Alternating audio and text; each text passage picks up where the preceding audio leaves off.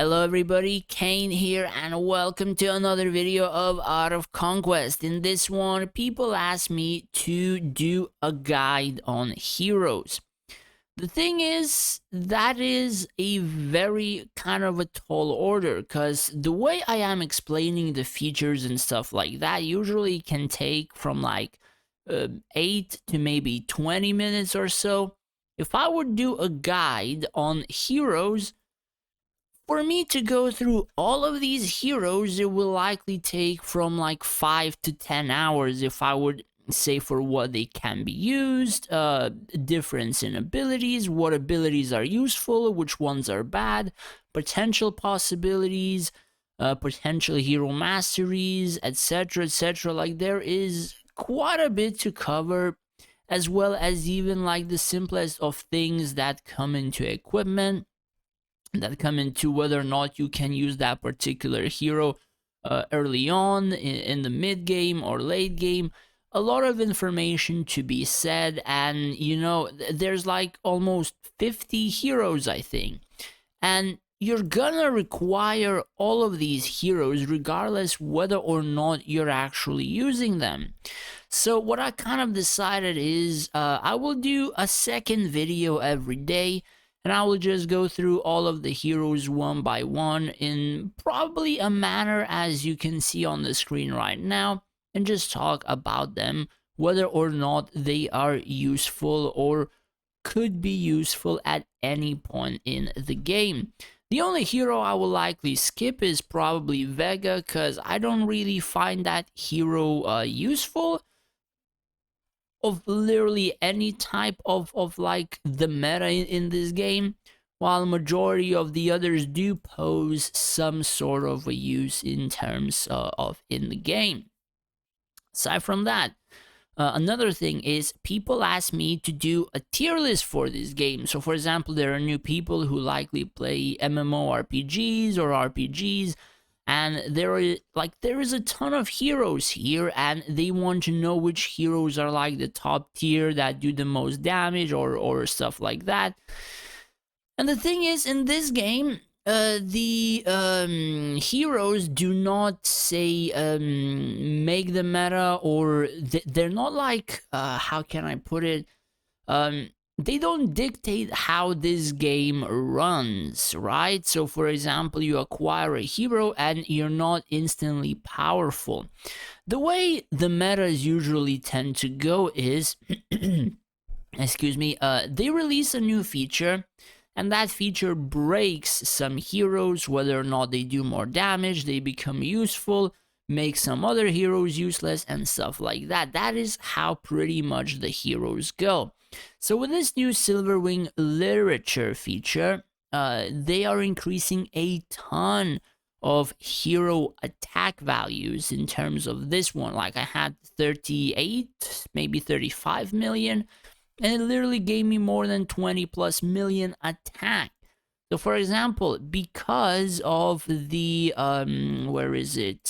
because of the armory feature, granting literally like 90% plus resistances to everything, as well as the covenants, one moment, as well as the covenant granting a lot of resistances as well, pretty much a lot of the DPS heroes fell off, and the only heroes that could actually do damage is Avril with Arcane 8 hero mastery, and of course a proper setup, as well as Tisafin with a proper setup as well.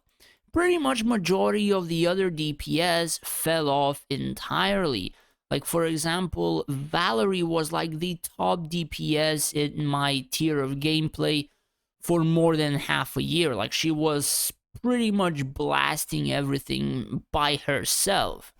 Avril did help out, but pretty much it was Valerie, and now Valerie is like almost non-existent. So some of the last replays that I did have is pretty much, as you can see, Tisafin and Avril.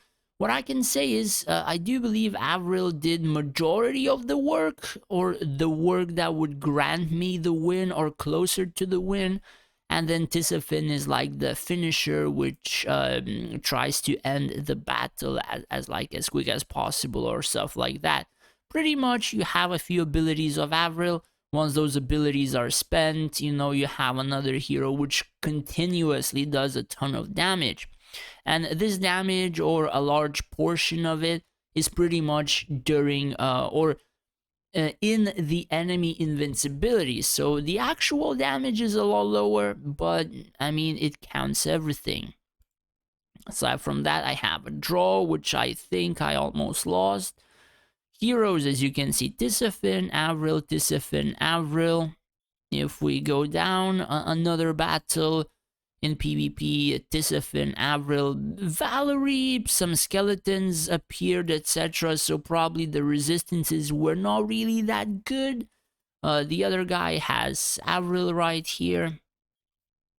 And then one of the last fights that we're gonna check, which was a draw, Tisafin 100 billion, Avril, Valerie, Arian.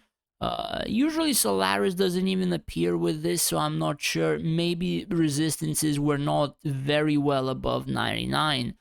I mean, who knows, but a lot of heroes were lost and the damage is pretty friggin' high. So, as you can see, majority of the DPS kind of literally comes from just a couple of heroes. But then again, even heroes are kind of managed by how well you have the hero research on. So for example, if I have, or rather had, higher mechanism rogues, Sizer would actually appear probably in top 3 of the DPS charts like Tisafin. They're both single target DPS, and I do believe Sizer still has some sort of potential. So that is what I can tell you in terms of heroes, like from the basic of the basic information. That heroes don't dictate the meta, it's mainly just the features, how you upgrade them, and then some of those heroes get unlocked, and then those heroes perform incredibly well. Like for example, Avril exploding everything and doing like tons and tons of damage. For example, Tisafin also unlocked through many features, like many different equipments, prisms, potential even, abilities. Like you have a ton of things that usually just add up. Like especially even the new literature feature, right? I think she had like 60 million attack, maybe 55, and look at her attack value right now. It like, I don't know, almost double. It's crazy what the new feature will bring. So even then, you know, talking about heroes and doing damage, I kind of think that Valerie might make a comeback. Because if I would put another Prism with 75% bonus attack in terms of Prism, she would jump to like 71 million attack or so. And previously with that Prism, she had like 30, 32 for me. So above even double of the amount that she had before and did no damage. With more than double, she likely could come back and do some damage. I'm gonna test out some days in the future when I even upgrade, I suppose, the literature feature. Probably after the next Lucky Wheel, because I think they're gonna add those materials. So we're gonna test majority of the DPS heroes in terms of mages, etc., whether or not something changed. So aside from that, personally, even after the research video, I would strictly go for mages and necromancers, then gladiators, then sages and generals, and then mechanists and rogues, because of the ability to do a lot more damage. Now, I've spoken in research, I do believe that mages get 75% magic resistance reduction from research. Then you have particular heroes like Valerie with 25%. Then I think there are a couple of others. I can't really remember from the top of my head. Like, for example, Theadrin with a potential magic resistance reduce of enemy melee heroes, etc., etc. Like, there are a few. as well as a ton of damage or magic damage taken increases.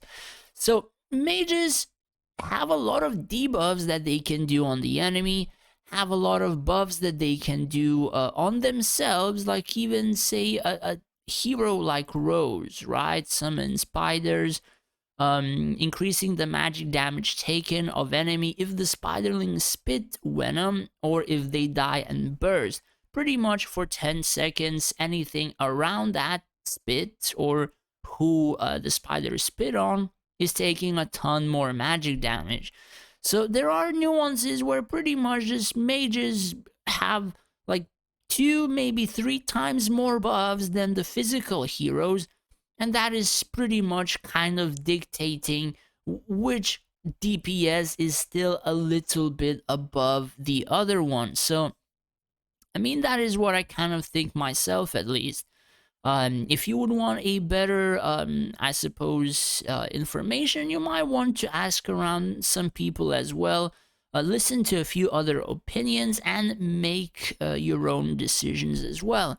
But for me, it kind of is working out to go for mages, then gladiators, because gladiators will grant me a frontline. And even then, talking about gladiators might take a little bit of time. So, for example, even in the beginning of your realm, when you don't have any research, like for example these 3 gladiators, they're pretty much nothing. You place them, they go near the front line, they die instantly, like literally just a morale boost on your field.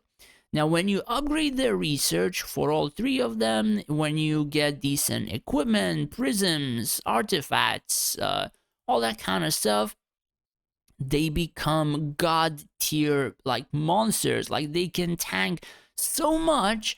Like for example, Bane can tank 2 seconds at very early in the game, even portions of the mid game. And when you properly set him up with research, some potential abilities, etc., and even like some of these equipments as well as the artifact, he can tank for more than 20 seconds a large portion of the enemy field. And that is friggin' crazy how difference it makes when you're using these heroes, what you have on them and stuff like that. So to cover all of that stuff, it's really impossible to do it in one video. So if anybody is really looking for that in this video, I do apologize, but again, I'm gonna start talking about heroes one after another.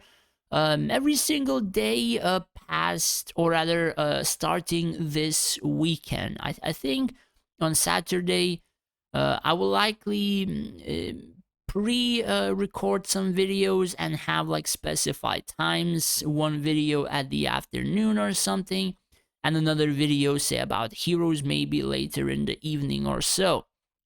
But yeah, that is what I will be covering. Because of course, at the same time, there are stuffs for events as well to cover up what equipment you may want to have or use. Like for example, this one. I'm using Tiadrin for events, and this is what the event equipment looks like. And all of this stuff I kind of want to cover. And you know, I cannot really do that in one singular video for all of the heroes. Anyways, yeah, that's pretty much it. Not really that much information in this one, just that I will kind of have to, how can I put it, branch out from this one video into multiple videos if people kind of want information about that heroes. Personally, the only really thing, like the thing that I can tell you is currently Avril and Tisafin probably are the highest damage dealers, at least in the mid-tier meta where I am in terms of like dual tower and the core.